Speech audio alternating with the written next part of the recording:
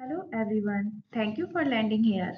आज हम लोग इस वीडियो में सेंटेंस यानी कि वाक्य के बारे में विस्तृत रूप से अध्ययन करेंगे। तो चलिए सबसे पहले हम ये जान लेते हैं कि सेंटेंस किसे कहते हैं।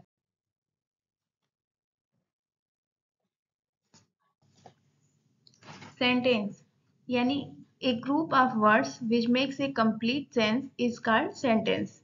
अर्थात शब्दों का एक ऐसा समूह जो एक सही अर्थ आपके सामने रखता हो, वो वाक्य कहलाता है।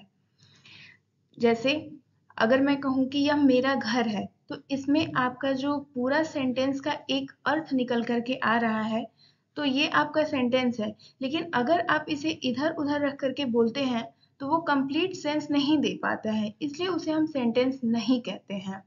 तो क्लियर हो गया आपको कि एक ऐसा वाक्य जो कंप्लीट सेंस देता है, यानी जिसका विस्तृत अर्थ निकल करके आता है, वो वाक्य कहलाता है।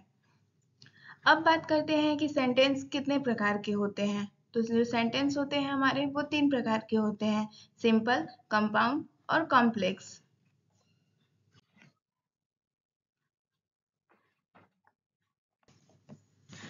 अब हम लोग बात करते हैं सिंपल सेंटेंस की।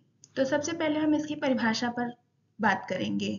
A simple sentence contains a subject and a verb and it may also have an object and modifiers. Example के तौर पे द ट्रेन वॉज लेट। सबसे पहले आपको हिंदी में मैं समझा देती हूँ ताकि आपको समझने में आसानी होगी। जो हमारे सिंपल सेंटेंस होते हैं यानी जो सरल वाक्य होते हैं, उनमें आपको एक सब्जेक्ट होता है, एक वर्ब होता है और हो सकता है कि उसमें कोई ऑब्जेक्ट हो या मॉडिफायर के तौर पे उस पे कोई भी चीज़ ऐड हो सकती है। इसके अतिरिक्त उसमें कोई भी अदर चीज़ नहीं होती है। तो वे सभी आपके सिंपल वाक्य कहलाते हैं।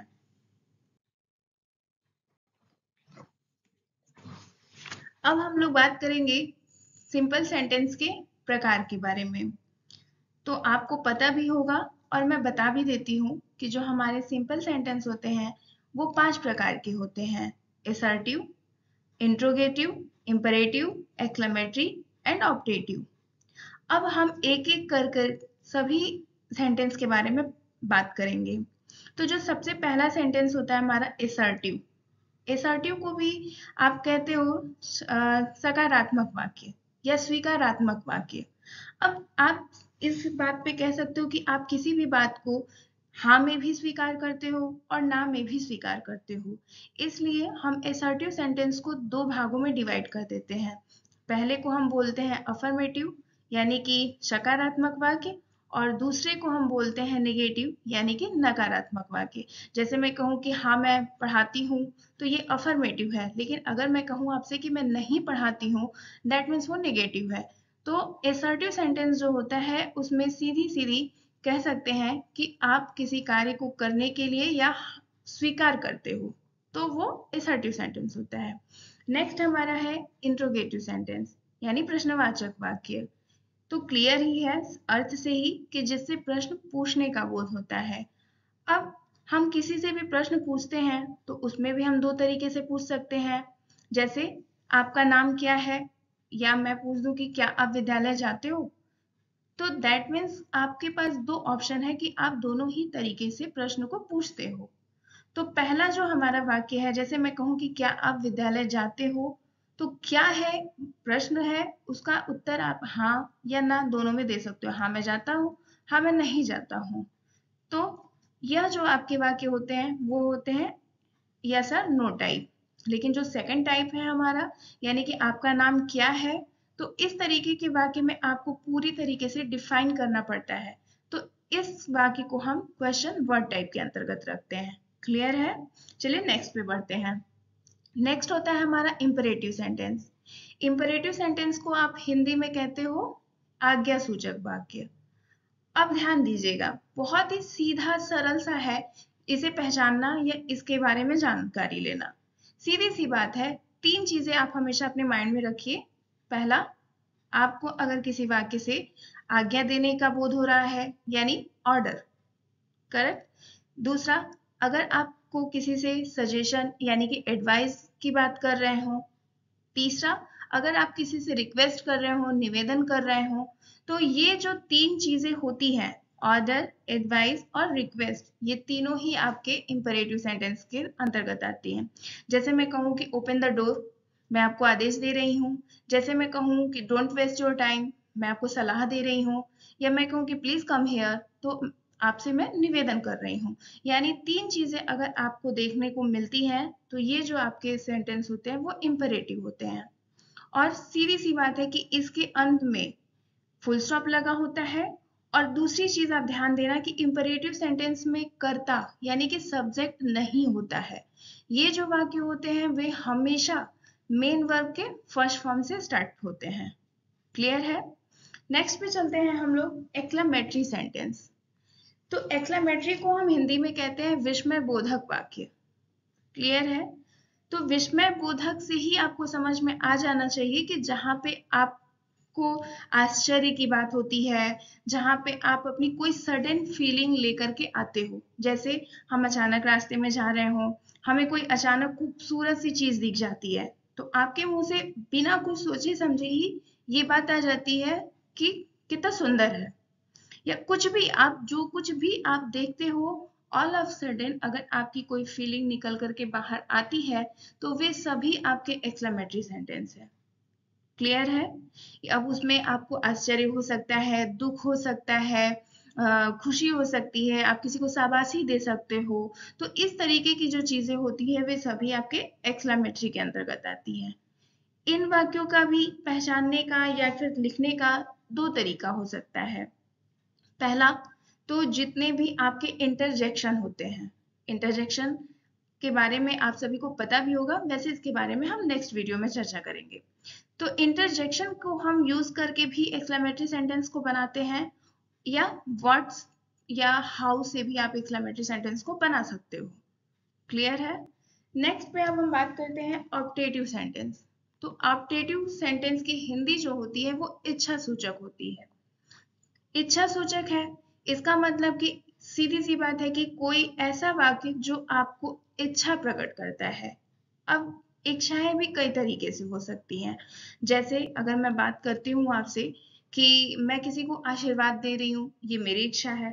मैं किसी से गुस्सा हूँ, उसे आप कहते हो कि मतलब अभिशाप के तौर पे भी आप ले सकते हो। या फिर जैसे आप कहते हो कि मुझे कहीं जाना है, मुझे घूमने जाना है, या मैं घर आना चाहता हूँ, ये सारी चीजें आपकी क्या होती है? इच्छा होती है। तो अगर इच्छा सूचक वाक्य आपके सामने आते हैं, तो ये ध्यान दीजिएगा कि वो ऑप्टेटिव सेंटेंस है। और इसे आप कैसे पहचानोगे? क्योंकि एक्सक्लेमेटरी का एक चिन्ह होता है, नोट ऑफ एक्सक्लेमेशन, विस्मय बोधक चिन्ह जिसे बोलते हैं, वो आपको ऑप्टेटिव सेंटेंस में भी देखने को मिलता है। लेकिन इस सेंटेंस की जो पहचान करने का सबसे आसान तरीका है वो ये है कि इसके फर्स्ट में हेल्पिंग वर्ब रहता ही रहता है।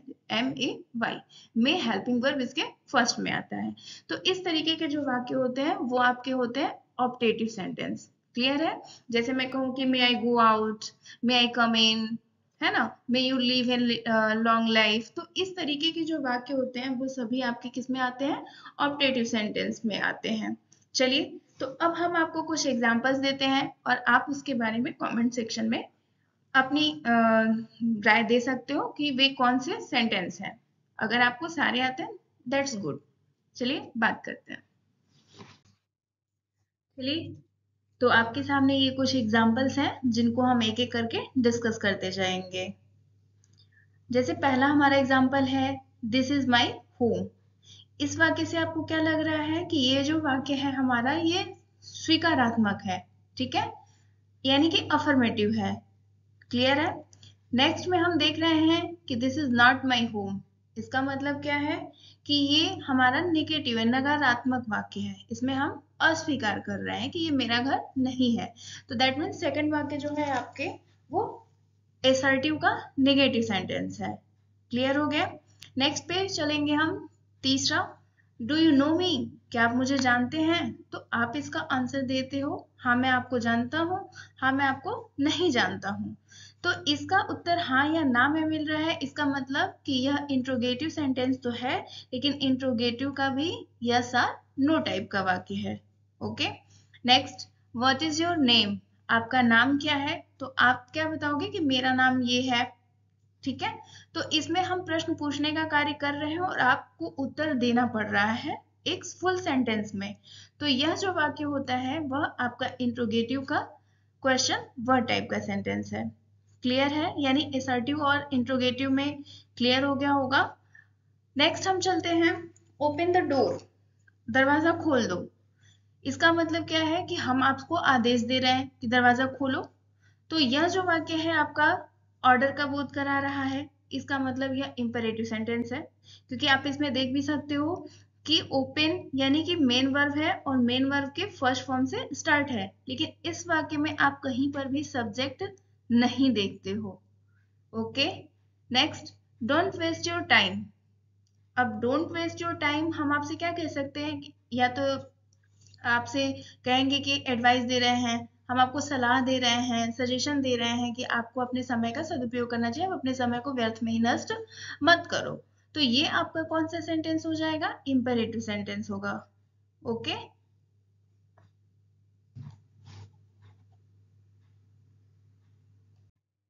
चलिए नेक्स्ट की बात हम करें तो अगला हमारा एग्जाम्पल है प्लीज कम हियर।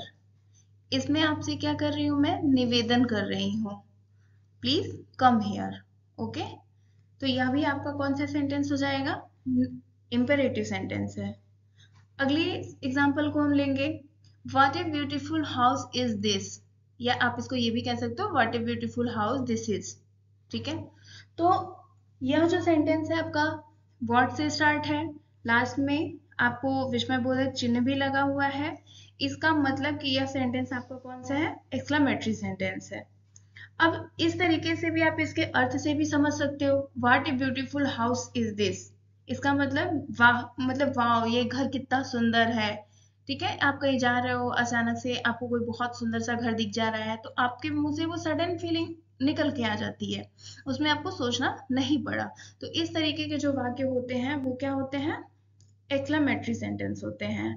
नेक्स्ट उसी का एग्जाम्पल आपको दूसरा लेकर के हम चलेंगे, bravo, we have won the match. ठीक है, हम किसी ने मैच को जीत लिया है तो हम उसको क्या करते हैं, शाबाशी देते हैं। आप लोग हिप हिप हुर्रे भी बोलते हो, हुर्रे भी बोलते हो। तो इस तरीके की जो चीजें होती है इसमें भी आप क्या कर रहे हो कि किसी ने मैच जीता, आप उसको अपनी फीलिंग को सडनली आपके मुंह से वो चीजें वो वर्ड निकल जाते हैं। तो इसमें जो ब्रावो है वो क्या है, आपका इंटरजेक्शन है। ठीक, और यह वाक्य भी आपको क्या कर रहा है कि सडन फीलिंग का बोध करा रहा है। तो यह आपका एक्सक्लेमेटरी सेंटेंस का सेकंड तरीका है कि आपने इंटरजेक्शन को यूज किया एंड देन अपनी सब सेंटेंस को लिखा है। Okay, next, may you live a long life. हम इसमें क्या कर रहे हैं, आपको सेंटेंस से भी समझ में आ गया होगा कि हम किसी को एज ए जैसे विश करते हैं या आशीर्वाद देते हैं, तो हम कहते हैं ना कि दीर्घायु होए, आपका जीवन लंबा हो। मतलब इस तरीके से आप उसको क्या कर रहे हो कि आशीर्वाद दे रहे हो, ये आपकी इच्छा है, आपकी मतलब मन की बात है। तो ये आपकी कौन से सेंटेंस हो जाएंगे, ऑप्टेटिव। क्लियर, इसी तरह से नेक्स्ट आप देख लो कि मे आई गो आउट, क्या मैं बाहर जा सकता हूँ। तो ये भी आपने क्या किया है, अपनी इच्छा को किसी के सामने रखा है कि मैं बाहर जा सकता हूँ। तो ये आपकी इच्छा सूचक वाक्यों को दर्शा रहे हैं। इसका मतलब ये दोनों ही आपके कौन से सेंटेंस है, ऑप्टेटिव है। अब मैंने जैसे कि पिछले थोड़ी देर पहले मैंने आपको क्लियर भी किया है कि जो हमारे ऑप्टेटिव सेंटेंस होते हैं उन्हें पहचानने का तरीका क्या होता है। दोनों ही सेंटेंस में आप ध्यान से देखिए तो मे हेल्पिंग वर्ब भी आया हुआ है वाक्य के फर्स्ट में, और लास्ट में आपको चिन्ह भी देखने को मिल रहा है। इस तरीके से आप सेंटेंस, अगर कोई भी सिंपल सेंटेंस आपके सामने दिया जाता है तो आप अलग अलग डिफाइन करके बता सकते हैं कि ये सेंटेंस कौन सा है, अफर्मेटिव है, नेगेटिव है, इंट्रोगेटिव में कौन सा है, या कोई भी जिस तरीके के भी आपके सेंटेंस सामने आएंगे या आप उसका ट्रांसलेशन भी आगे चल करके सीखेंगे। क्लियर है, यदि इसके बारे में या इस सेंटेंस के बारे में किसी को कोई भी डाउट हो तो आप उसको क्लियर कर सकते हैं। चलिए, तो फिर अब हमने सिंपल सेंटेंस के बारे में पूरा डिटेल में जानकारी ले लिया है। नेक्स्ट हमने बताया था आपको कि सेंटेंस जो होते हैं हमारे तीन प्रकार के होते हैं, जिसमें से हमारा दूसरा होता है कंपाउंड सेंटेंस। क्लियर है? तो कंपाउंड सेंटेंस को समझने के लिए आप परिभाषा तो कुछ भी ले सकते हो सिंपल तरीके से, या फिर हिंदी में, इंग्लिश में, जैसे भी चाहे आप परिभाषा को समझ सकते हो। लेकिन सबसे जरूरी चीज क्या होती है कि हम किसी चीज को समझते हैं, सीखते हैं। तो अब पहली बात तो हम सबसे पहले परिभाषा को डिस्कस कर लेते हैं।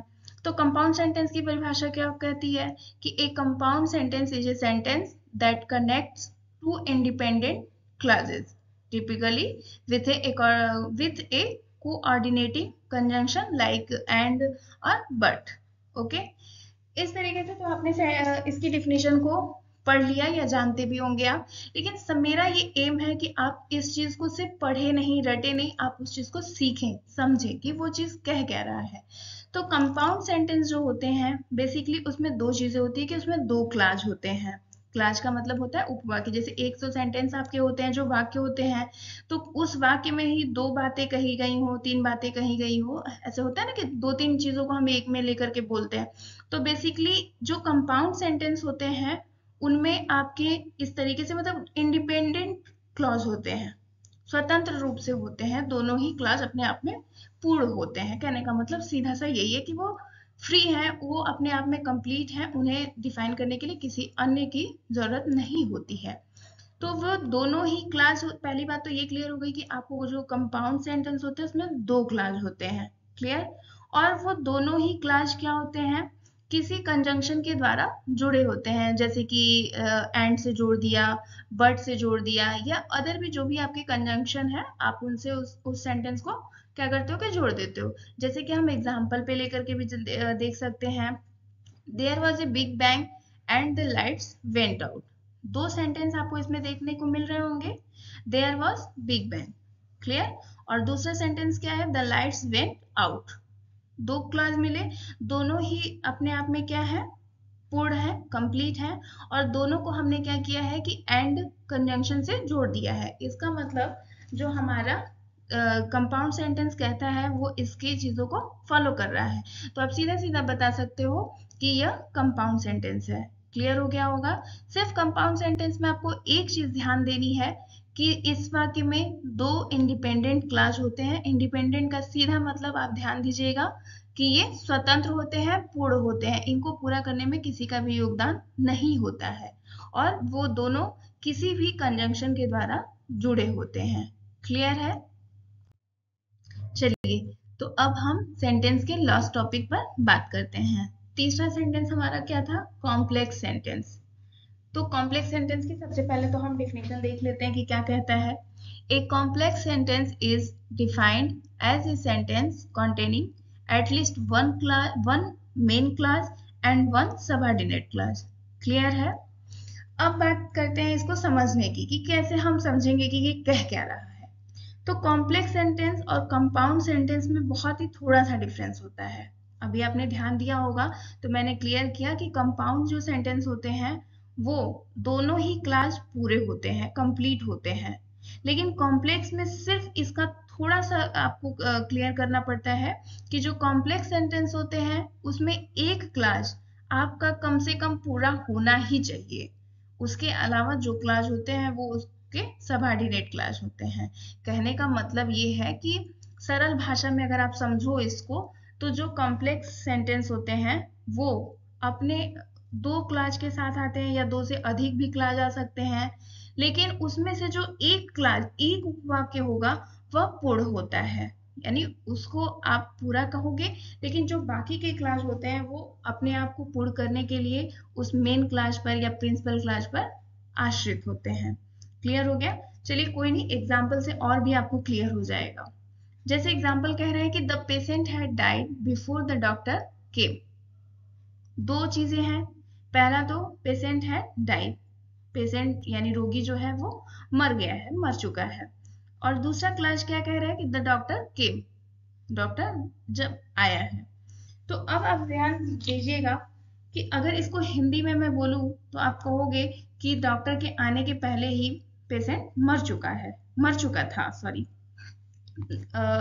तो अब आप ध्यान देंगे कि डॉक्टर के आने के पहले क्या हुआ था, क्या नहीं हुआ था, इसे पूरा करने के लिए आपको सेकंड क्लास की जरूरत पड़ रही है।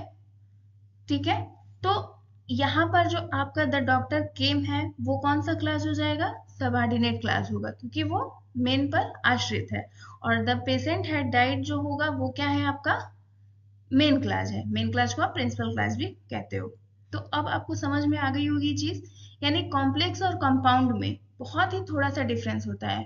फिर से मैं क्लियर कर रही हूँ आपको, जो कंपाउंड सेंटेंस होते हैं उसके सभी क्लास कंप्लीट होते हैं, या मेन क्लास आप जिसको कहते हो कि वो मेन क्लास सभी उसके होते हैं और कंजंक्शन से जुड़ते हैं। लेकिन कॉम्प्लेक्स में केवल कम से कम एक ही आपका जो होता है वह मेन क्लास होता है, और उसके अलावा जो भी आपके सेंटेंस होते हैं, जो भी सॉरी क्लास होते हैं, वो आपके सबऑर्डिनेट क्लास होते हैं। आई होप आपको ये वीडियो बहुत अच्छे से समझ में आई हो। फिर भी अगर किसी को कोई डाउट है या कुछ भी पूछना है तो आप अपने सवालों को हमसे पूछ सकते हैं। नेक्स्ट वीडियो में हम आपके लिए एक नया टॉपिक लेकर के आएंगे। इसके साथ ही अब हम मिलेंगे आपसे नेक्स्ट वीडियो में। तब तक के लिए नमस्कार। और आप सभी को अगर ये वीडियो अच्छी लगी हो तो प्लीज इसे लाइक करें, सब्सक्राइब करें और अपने फ्रेंड्स रिलेटिव्स के साथ शेयर करें। Thank you.